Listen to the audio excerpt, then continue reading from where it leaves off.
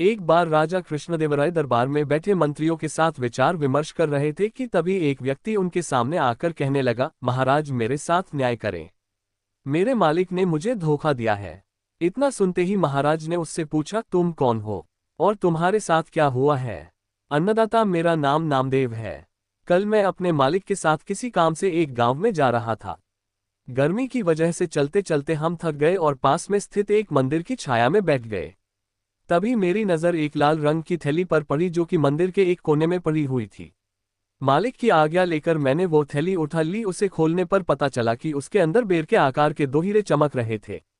हीरे मंदिर में पाए गए थे, इसलिए उन पर राज्य का अधिकार था। परंतु मेरे मालिक ने मुझसे ये बात किसी को भी बताने से मना कर दिया और कहा कि हम दोनों इसमें से एक एक हीरा रख लेंगे। मैं अपने मालिक की गुलामी से परेशान था, इसलिए मैं अपना काम करना चाहता था, जिसके कारण मेरे मन में लालच आ गया। हवेली आते ही मालिक ने हीरे देने से साफ इनकार कर दिया। यही कारण है कि मुझे इंसाफ चाहिए। महाराज ने तुरंत कोतवाल को भेजकर नामदेव के मालिक को महल में पेश होने का आदेश दिया। नामदेव के मालिक को जल्द ही राजा के सामने लाया गया। राजा ने उससे हीरों के बारे में पूछा तो वह बोला, महाराज ये बात सच है कि मंदिर में हीरे मिले थे, लेकिन मैंने वो हीरे नामदेव को देकर उन्हें राजकोष में जमा करने को कहा था। जब वह वापस लौटा तो मैंने उससे राजकोष की रसीद मांगी तो वह आनाकानी करने लगा। मैंने जब इसे धमकाया तो ये आपके पास आकर मनगढ़ंत कहानी सुनाने लगा। अच्छा, तो ये बात है।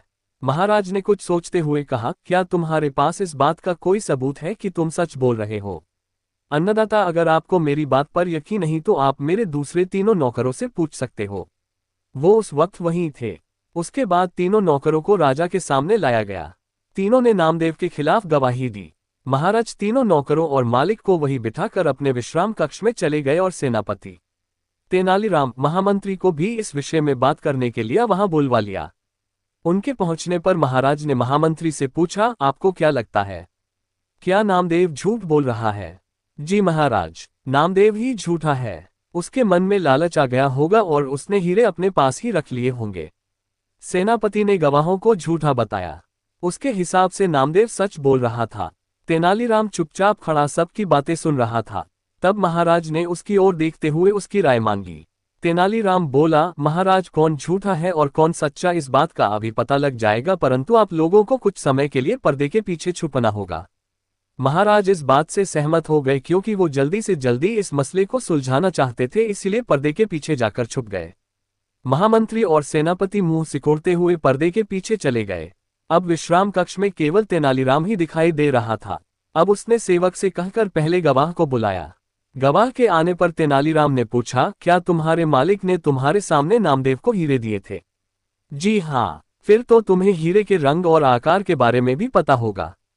तेनालीराम ने एक कागज और कलम गवाह के सामने करते हुए उससे कहा, लो मुझे इस पर हीरे का चित्र बनाकर दिखाओ।